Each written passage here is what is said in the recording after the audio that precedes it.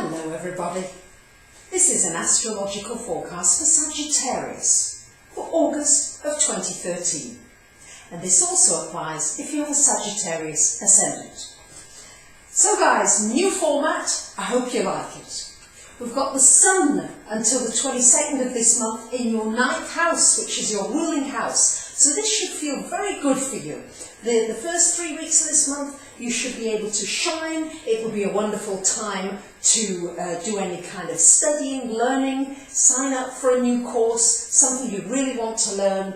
It's a good time for your spiritual growth, for understanding the mysteries of the universe. It's a wonderful time for taking a trip, travelling somewhere and meeting or connecting with people, from other countries or cultures.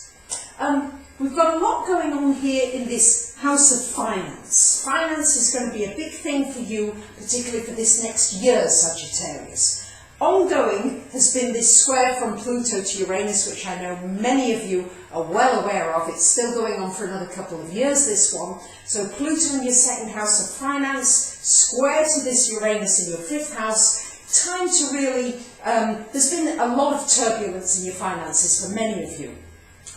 It's important to try to get yourself out of debt best you can, and it's important you're being pushed to use your creativity, to use those bags of fire energy that you have, and to break out from all the things that have held you back, or you've held yourself back. But there's no doubt that this Jupiter here, as part of the T-square here, connected with your finances, is going to shine a light and perhaps magnify all the things you may have been avoiding financially, but also give you an opportunity to correct it, to change it, because Jupiter can, on the other hand, bring you money from somebody else, an inheritance, sponsorship. It can bring a business partnership that could be very profitable for you. So it can be a very positive influence, and particularly as part of the Grand Trine here with Neptune and Saturn, it could bring you that positive energy and help from somebody else financially.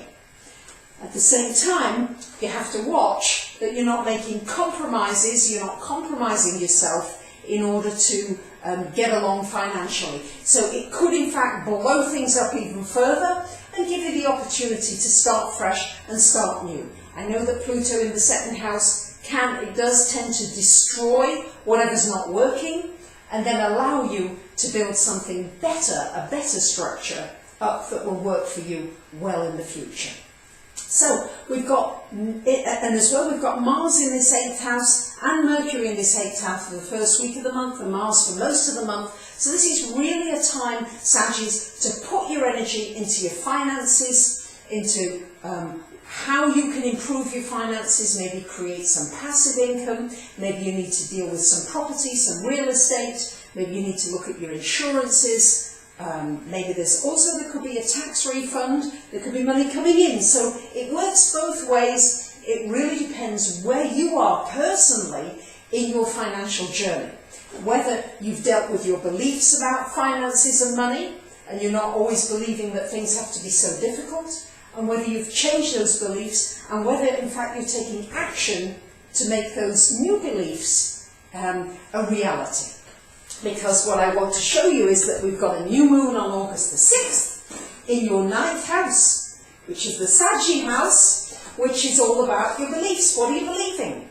Because Sagittarius needs to see over the horizon, into the distance. They don't much like to be involved with too many of the details. They want to see that big picture. And this Leo new moon will enable you to see new pictures, new ideas. Wonderful time to plan a trip, or to go on a trip, or to meet somebody new from overseas, to connect with them.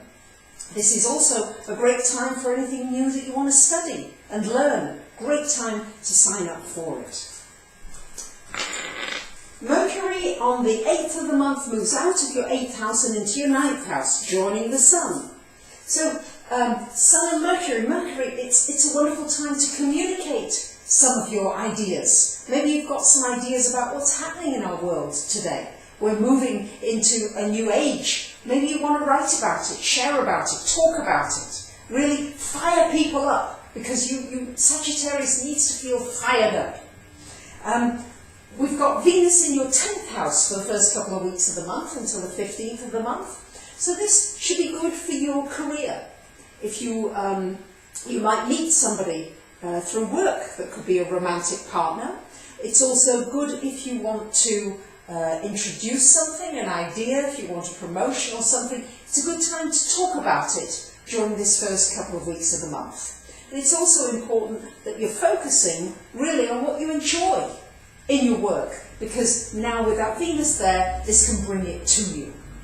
Venus here moves into your 11th house on August the 16th, where it stays until the end of the month, and this brings new friendships to you, the potential of lovely interactions with your friends, with people, acquaintances, groups of people, and also a time to think about the things that you are wanting for yourself, your goals, your dreams, your wishes, and to shine a very lovely light on them, especially connected with love and finance, because Venus rules those two things.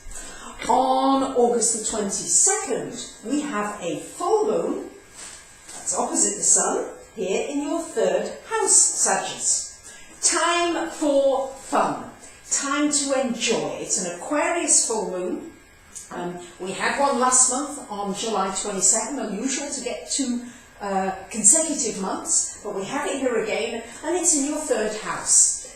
So it's time to enjoy being with people who are around you, to enjoy social networking, to do anything involving technology and communication is well aspected.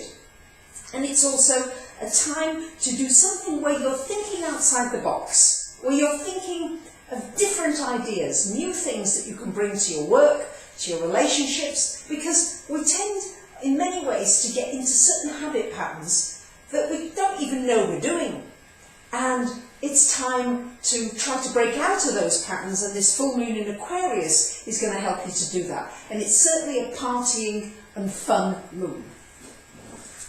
And we have the Sun changing sign on the 22nd of the month, and Mercury moving into your 10th house also on the 23rd of the month. So the last week of the month particularly, we've got a lot of focus in this 10th house of career, Sagittarius.